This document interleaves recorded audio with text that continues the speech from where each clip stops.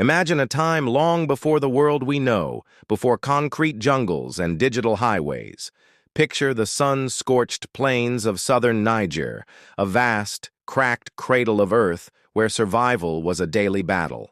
Here, in the heart of the Sahara, a civilization didn't just survive, it thrived against all odds. These were the Hausa States, cities of gold and grit, born from the desert's reluctant embrace. From the 11th to the 19th century, this region was a dynamic tapestry of powerful city-states like Katsina and Zinder.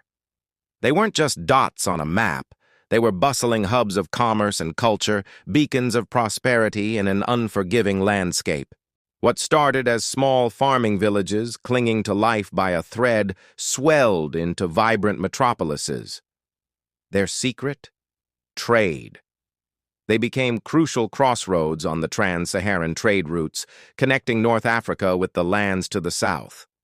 Caravans, miles long, snaked across the desert, their camels laden with treasures. They brought salt, a mineral so precious it was worth its weight in gold, essential for preserving food under the relentless sun.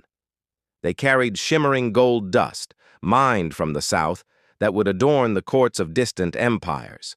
Leather goods, exquisitely crafted by Hausa artisans, and intricately woven cloth were also prized commodities. Each market day was a symphony of exchange, a testament to human ingenuity where goods from across continents found new homes. But this prosperity came at a tremendous cost. The journey across the Sahara was perilous. Traders faced scorching heat, blinding sandstorms, and the constant threat of raids. Their faces, etched with the dust of endless toil, told stories of hardship and desperation. Every successful caravan's return was a victory snatched from the jaws of famine and danger. But many never made it back, their stories lost to the shifting sands.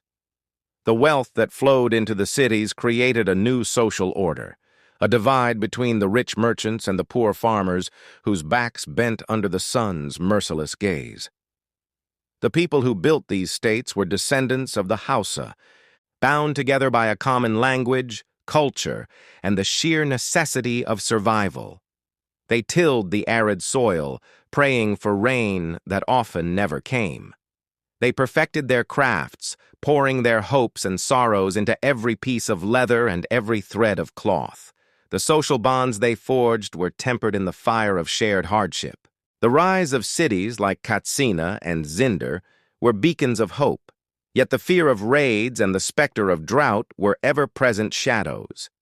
At their peak, these city-states were centers of learning and Islamic scholarship. Mosques and universities flourished, attracting scholars from across the Muslim world. The rulers, or sarki, governed with a complex system of administration, collecting taxes and maintaining armies to protect their trade routes and territories. They were rivals, often clashing over control of trade and resources, their alliances shifting like the desert dunes.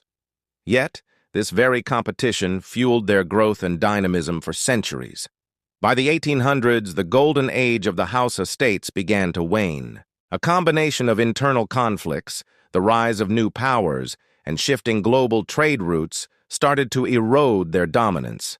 The Fulani Jihad, led by Usman Dan Fodio in the early 19th century, was a pivotal moment. It swept across the Hausa lands, overthrowing the old dynasties and establishing the Sokoto Caliphate, fundamentally reshaping the political and religious landscape of the entire region. The once independent city-states were absorbed into a new, larger empire. Though their political independence was lost, the spirit of the Hausa people endured. Their language, culture, and legacy of trade and craftsmanship continued to thrive. The walls of Katsina and Zinder may have crumbled, but the resilience and ingenuity of the people who built them became a foundational part of Niger's identity.